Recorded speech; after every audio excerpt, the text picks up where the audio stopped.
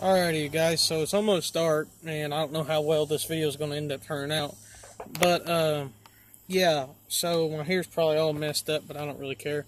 So I said in my last video that I was going to make a video on my 11 pointer. I'm getting ready to do that right now. It took me a little bit longer than I was going to. I was going to make a lure video yesterday and I didn't. I didn't like the way it turned out, so I just deleted it and just decided, you know what, I'm going to wait a day and I'm going to post this video. Hopefully, what's tomorrow? Sunday.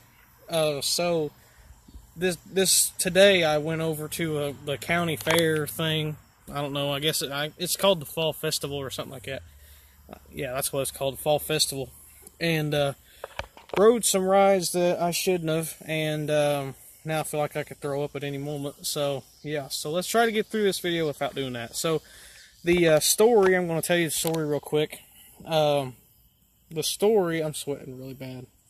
Anyway, the story of this deer is kind of crazy because, like I've said before, my dad had some doe tags, and he was hunting for does, obviously.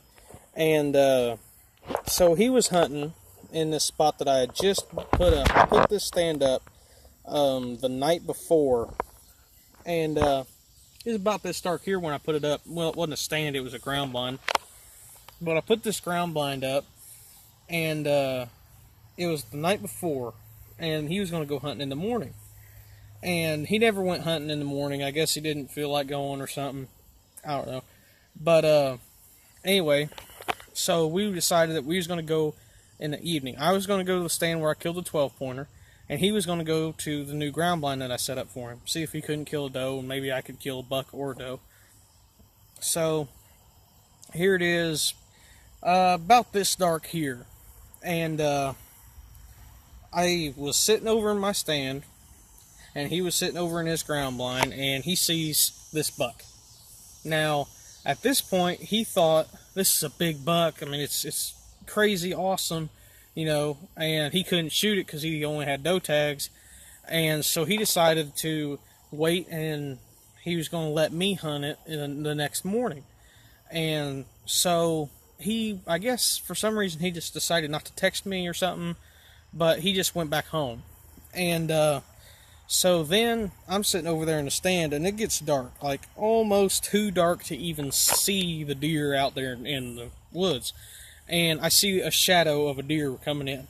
And I'm thinking, oh, hey, there's deer. And, you know, at that point, I was just to where I wanted to get some food in the freezer, some deer meat in the freezer, a little bit more anyway, even though I already had 2 deer.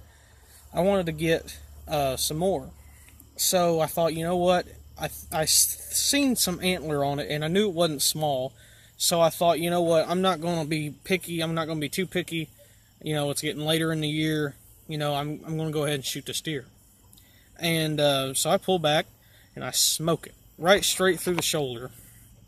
And because it was a cornering 2 shot, I shoot it straight through the shoulder, nail it, both lungs, killed it, and I heard the arrow hit, and it ran off, and it died. Well, I called my dad. I'm like, hey, Dad, I just shot another buck. And he goes, well, that sucks.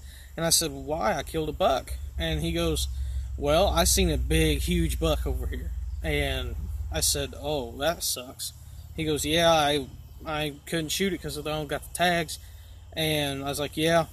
And he said, well, I was going to let you hunt this stand tomorrow morning, but since you already killed the buck, then I guess you can't. And I said, yeah, that kind of sucks. But, you know, deer meat is deer meat, you know. So he gets back over here where I'm at, and he tells me, Bub, this was a big buck. This was a giant, big old massive bases, had bladed tines and stuff. And I'm like, man, that kind of sucks. And he was like, oh, well, you know, deer meat's deer meat. So we start tracking. And there's just a steady trail of blood the whole way. And we find the deer. And he goes, and my dad, you know, I follow behind him, you know, looking for if he trailed anywhere else. And he goes, deer. And I was like, what? You know, I was shocked because I really didn't think he was going to be that close, because we probably went maybe 30, 40 yards and we found him. And my dad gets up to it and he goes, holy crap, Michael, that's the buck I seen. And I said, "Are you kidding me?" Because he was hyping this deer up to be like a giant, you know. And I mean, it's no small one, but and he goes, the one thing that he knew as soon as he seen this deer. Oh, squirrel knocked the walnut off the thing, I think. But anyway, one thing that he noticed about the deer was how it had the bladed tines. And here it is, you guys. See how the tines are bladed like that? You guys can see how the tines, I think this, yep, this one here is as well. Then this one here is. Now the one oddball is this one here. It is not bladed. And there's kind of the out view of it. It's not real wide, but it is tall. The tallest tine is 9.5 inches, which is this one right here.